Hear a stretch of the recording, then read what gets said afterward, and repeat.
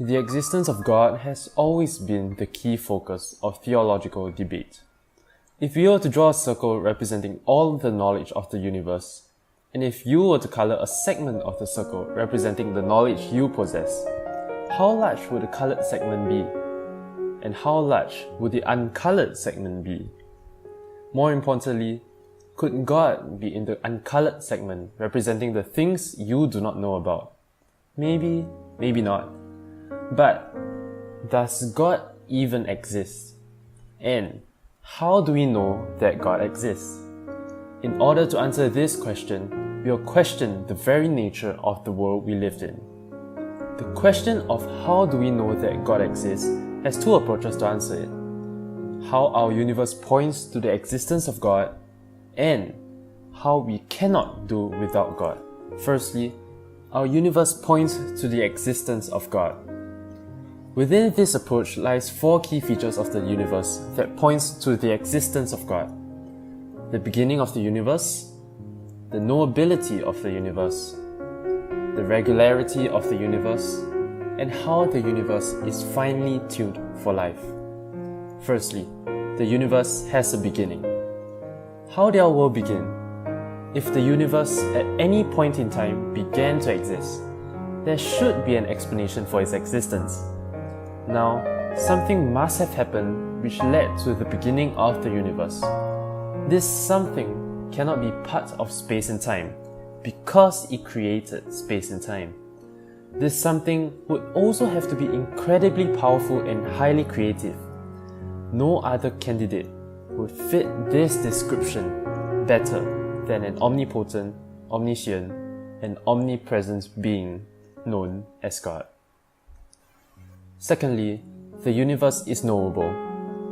When you say the universe is knowable, we are referring to the state where humanity possesses the ability to think, where humanity has a conscience that allows it to distinguish between right and wrong.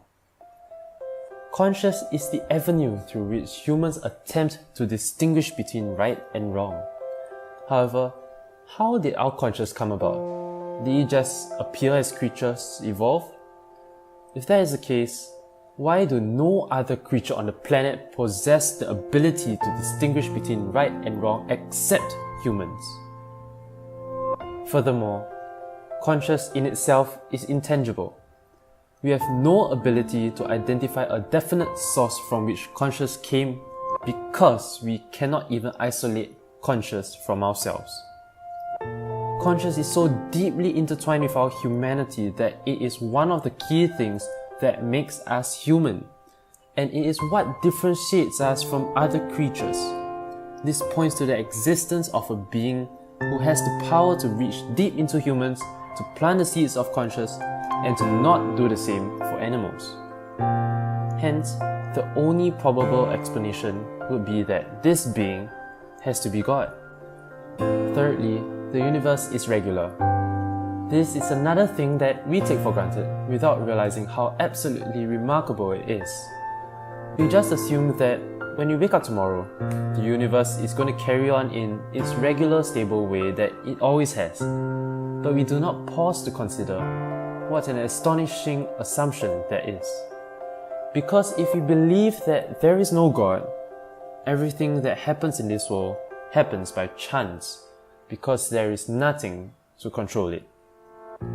The way the earth rotates, the way the sun shines, the way the trees grow, all these happen by chance, and there is no guarantee that the universe will stay the same if there is no God. However, this is not the world we live in. We live in a world where we know how the trees grow, and science has proven it as a fact that the cellular division forms the basis of growth. There is this regularity in everything that happens in our universe. No matter what happens, the earth still spins. No matter what happens, the sun still shines. No matter what happens, things still grow. And no matter what happens, time still passes.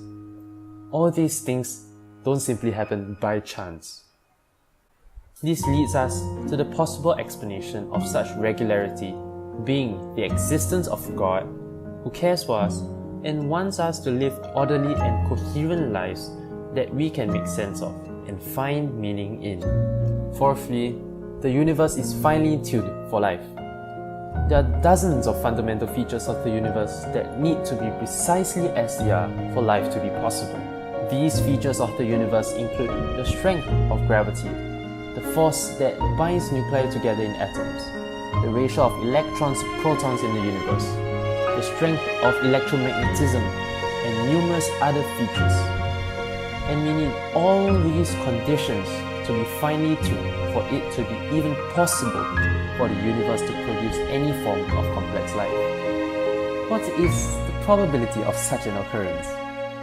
Sir Roger Penrose, Emeritus Professor at Oxford, one of the world's leading mathematical physicists, and joint winner of the Wolf Prize in Physics with Stephen Hawking, suggests that the precision necessary is less than 0.1 to the power of 10 to the power of 123. Hence, with such a low probability of life occurring by chance, it leads us to the possible answer that life as we know it was intentionally designed by a creator God. Moving on to our next approach, the idea that God is necessary in our lives and we cannot do without God points to the existence of God.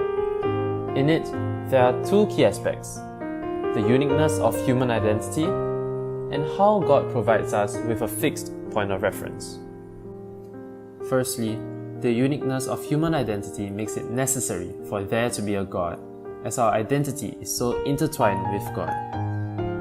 Humans are not just mere things. We all are unique, and we all have an identity that is special to ourselves. We all desire to be treated well. We all have emotions, and we all have this sense of self-worth, believing that our feelings are important. And God also gives us our identity and value when in Genesis chapter 1 verse 27 it's stated that God created man in His own image. In the image of God He created him. Male and female He created them.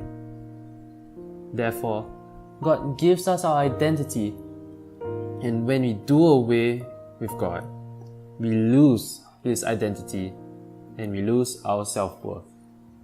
Hence, the uniqueness of the human identity suggests that we cannot do without God. Secondly, God can provide a fixed point of reference, and this is necessary for us in a world filled with diverse opinions. Imagine this scenario with two fictional characters, Peter and John. Peter cheats in the exam by copying John's work. John tells Peter that it is wrong to cheat. However, Peter argues that he believes that cheating is right. In this case, who is correct?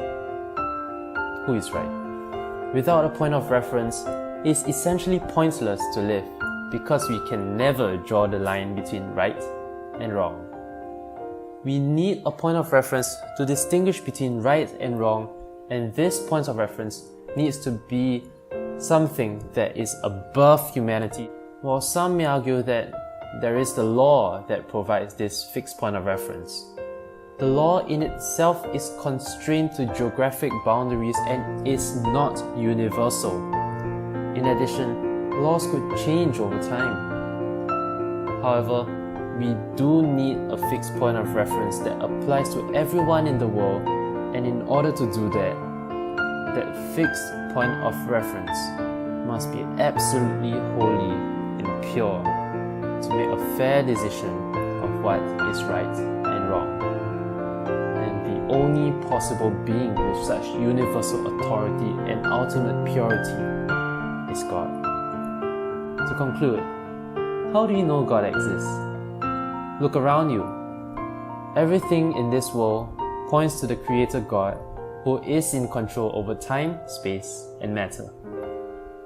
The reality of God is self-evident.